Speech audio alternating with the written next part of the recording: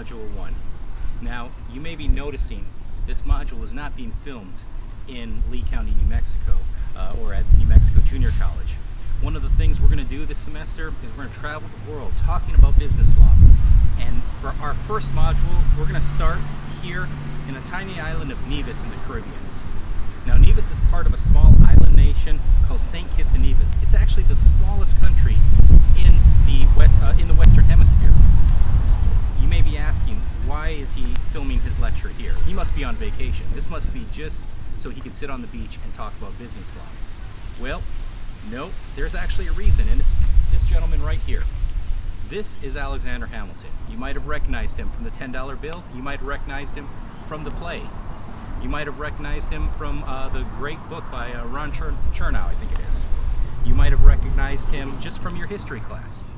Well, Alexander Hamilton is a great topic to start this class off with.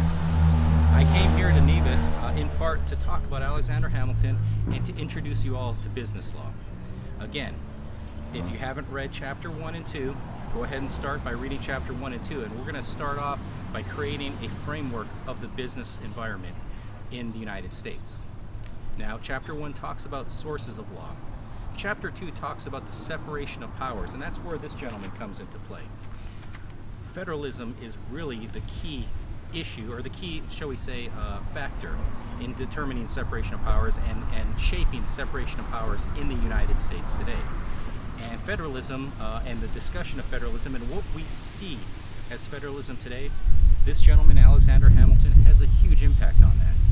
Now, again, you may be wondering, why is Alexander Hamilton's statue here in the tiny island of Nevis in the Caribbean? Why is Professor Finger talking about Alexander Hamilton here in Nevis? Well, the reason being is that Alexander Hamilton, you may not have realized this, he is a founding father, but he was also an immigrant. He came to the United States from this tiny island of Nevis. He was actually born in this building right here on the second floor, which is now the Nevis Legislative Assembly, where they pass national laws, or pass local laws, I should say, in Nevis. Very fitting that the room where it happens, the room where Alexander Hamilton was born, is now a place where laws are being made. This building behind us is where Alexander Hamilton was born, and it is where, again, his story began. And it's a pretty appropriate place for our story for business law to begin. Alexander Hamilton was a huge proponent of a concept called federalism, and we're going to talk about federalism in this module. Federalism is basically discussing how states' law and federal law interact together. Now, keep in mind, when Alexander Hamilton was first discussing federalism in the Federalist Papers, we really didn't have a blueprint for how that was going to work.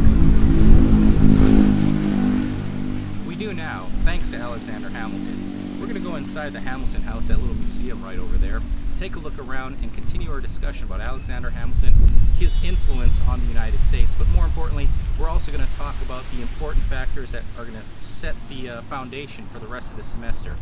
The source of laws, and we're also going to talk about federalism, separation of powers, and the role that the federal government and the state government have in forming laws in the United States.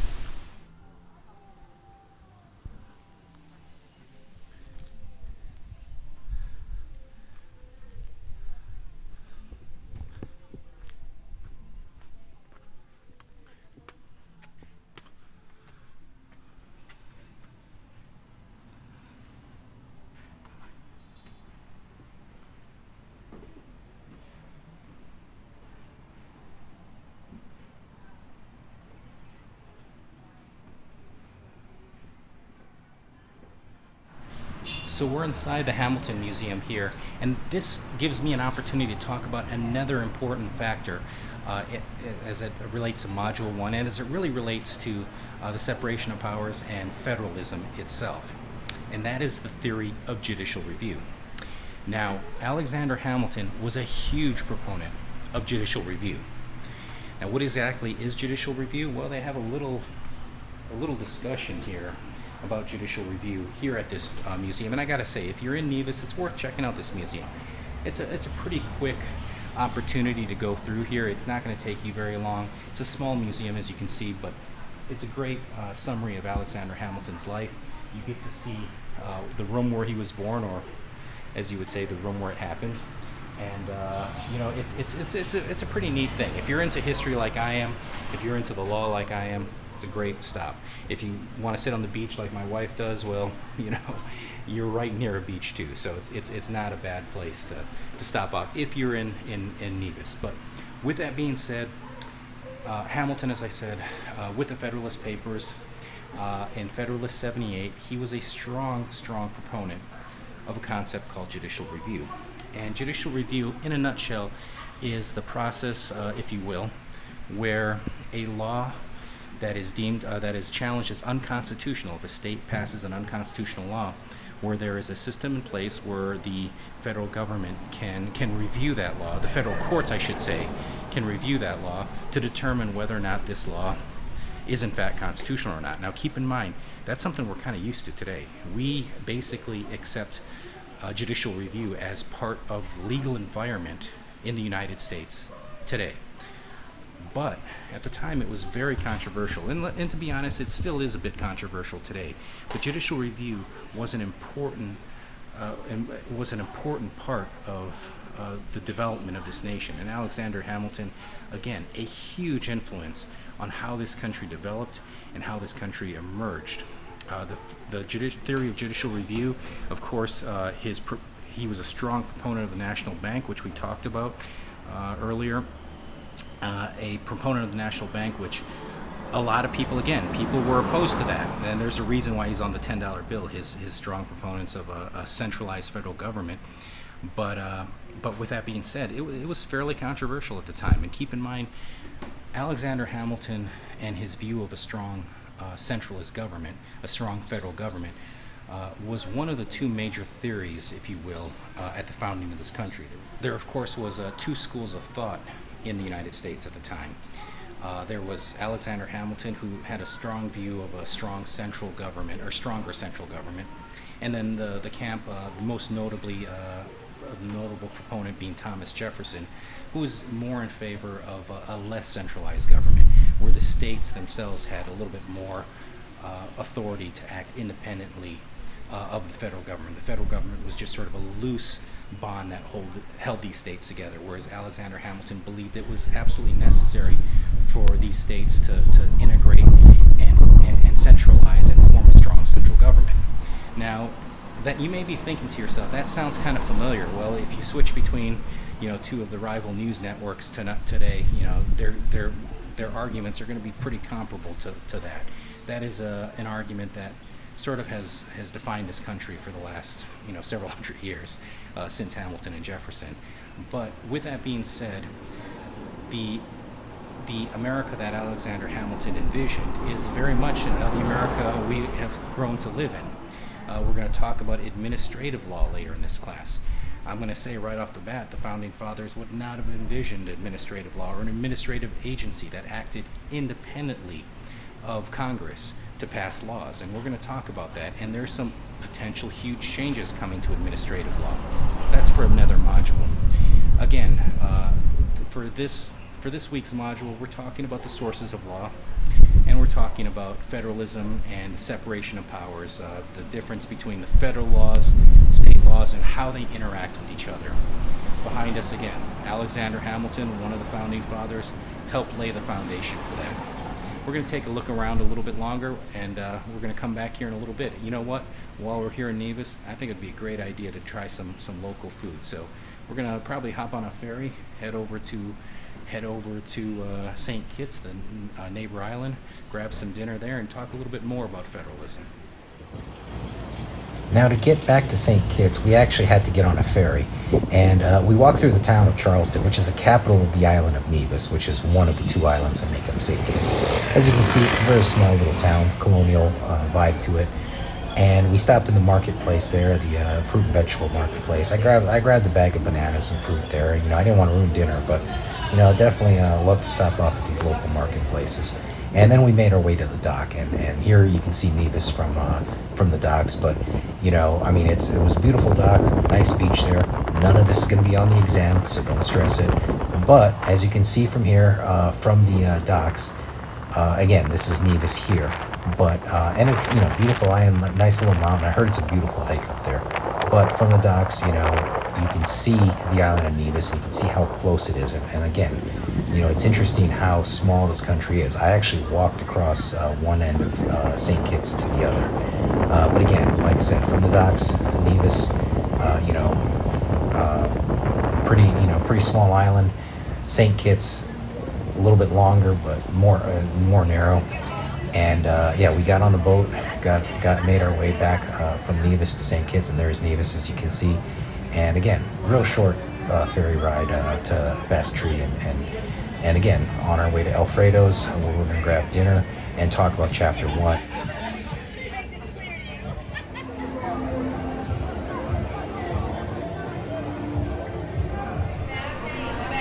So as you can see, class, we have a cruise ship that just came into port. So it's pretty busy here, and this is Port Zante, which is one of the more touristy areas of Bastry, the capital of St. Kitts. And so now that we're back on the main island, if you will, of St. Kitts, I wanted to find some place to eat, and we can talk a little bit more about Chapter 1. I know early on in the discussion we went a little out of order. We started with Chapter 2. I'd like to talk a little bit about sources of law. And this is a good place to talk about that because, as crazy as it sounds, we have a lot in common with the tiny island nation of St. Kitts when it comes to business law and the law in general.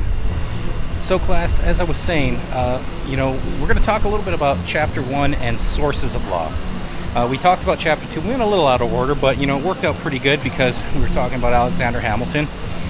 And when we talk about sources of law, there basically, as the book says, laws are basically a set of rules that society sets. And the sources of laws, we've got things like canon law, that were set by the church back in the day. We got local customs. There are things that are not permitted in the United States that are permitted in other cultures or other countries, and vice versa. So the local customs set is a major source of law. But what we're really going to focus on is the difference between statutory law and common law. And that's why St. Kitts is actually such a good location to film this lecture, because St. Kitts, as crazy as it sounds, is sort of a cousin of ours when it comes to how they set their law.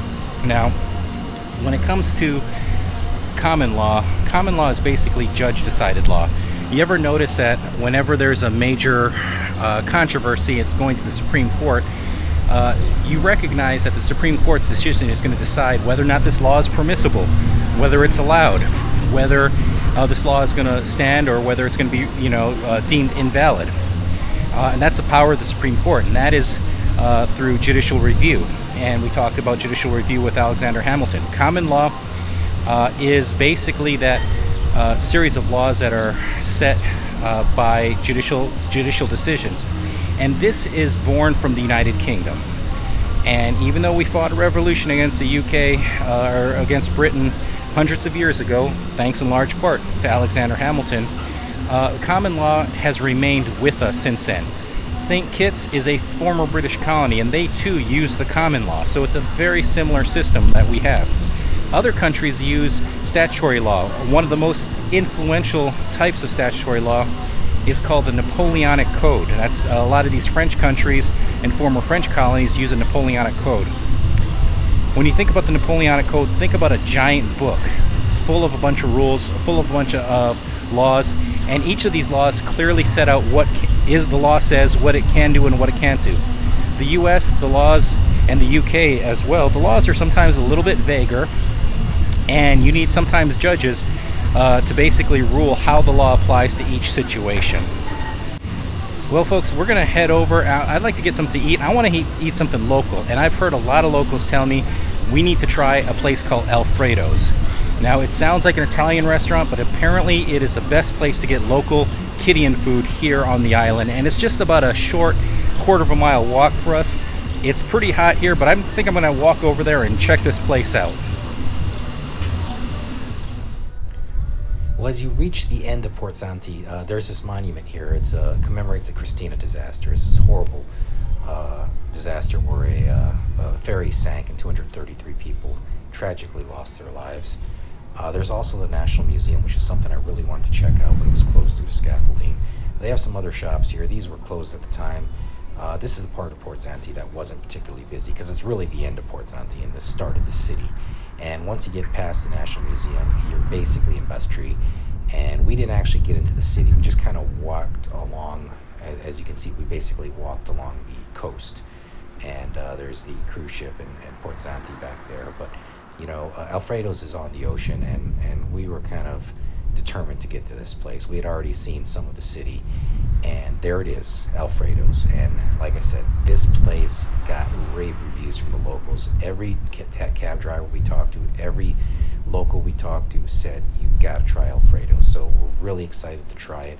As you can see, there's the cruise ship, there's Port Zanti, maybe more like half a mile away. I mean, it's a healthy walk, but I mean, with that being said, very rarely do tourists who are on the cruise ships actually make it out to Alfredo's, and that's their loss, but we're going to take advantage of it.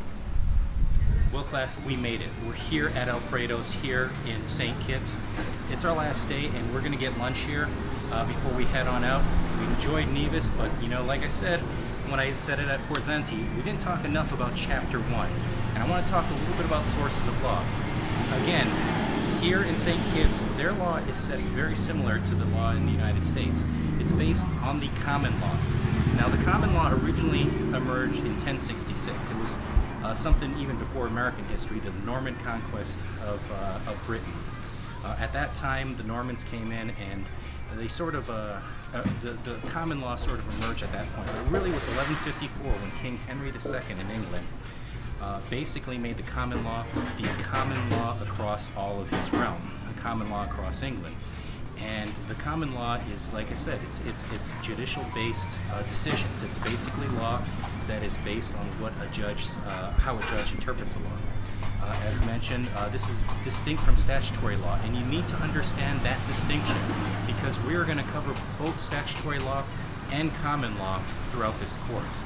When we talk about common law, we're going to talk about things like cases, and you're going to read some of these cases, or read some cases throughout this course, and you're going to have to read what the court says, how the court interprets a particular law, because unlike the Napoleonic Code, unlike statutory law, sometimes the law in the United States and in the United Kingdom, and most likely in St. Kitts, can be a little vague. It can be a little hard to understand what exactly is being said.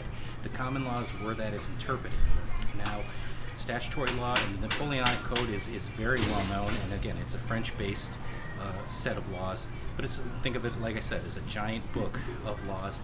Usually they're pretty clear, they're pretty distinct, and if they need to add to it, they continue adding to it. So it's like basically an Avengers movie, a Marvel movie.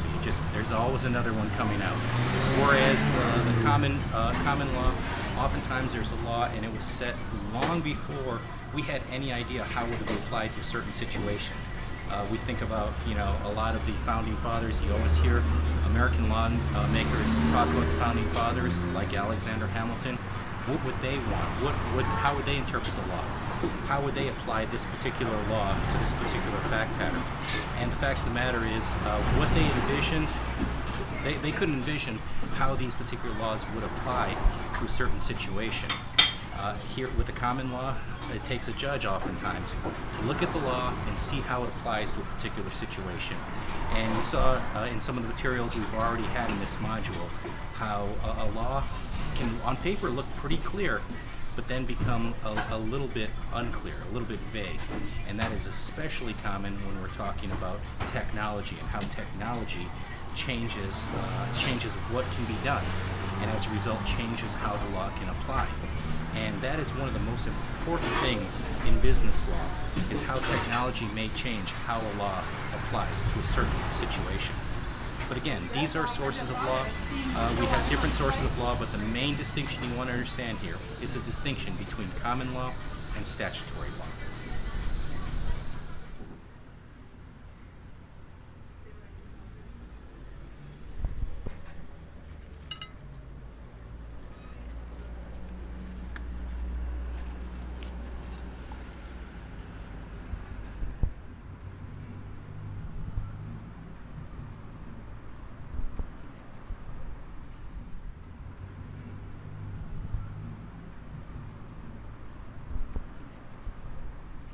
Okay class, I got the chicken roti and the mutton soup. We're going to try both of these. We're a little bit on the time crunch now. We're going to have to head to the airport in a little bit, but this brings up the last topic I want to talk about for this week's module, and that is the past sources of law. It's the difference between trial courts and appellate courts. And that's the last topic of this week's module. And a trial court is the deciding court initially. So, courts in we discussed a little bit in this module about like magistrate courts and district courts. If a decision goes against a party, they can always appeal it to a higher court. And we talked also about sources of law and federal law, and also common law, and how judicial decisions are decided. Well, one of the cases, the case we're going to read next, the Volkswagen case, is actually a U.S. Supreme Court case that started off in a district court in Oklahoma. And it started off as a trial court in Oklahoma, and it went all the way up to the U.S. Supreme Court where it was appealed. I want you to take a look at that decision, or that case. Read it. It'll give you kind of a sense of how these cases are read. Now I'm going to try this food. I'm going to start.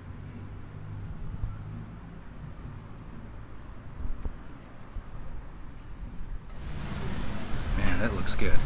It's kind of hot for soup, but the soup lid looked really appealing. Got dumplings and veggies in here.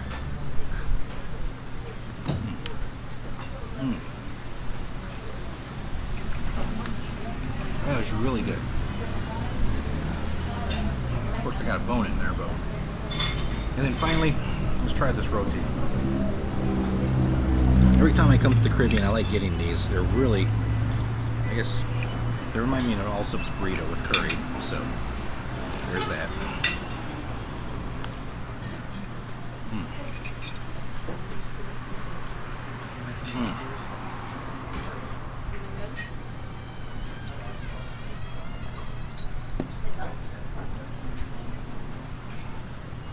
Yeah, this is excellent. This is a true Caribbean meal. Well, class, I hope you enjoyed Module 1. Be sure to read, again, Chapter 1 and Chapter 2 if you have to go back and review the material. We'll see you next week for Module 2. And if you have any questions, just send me an email and send me a message on Canvas. Thanks, class.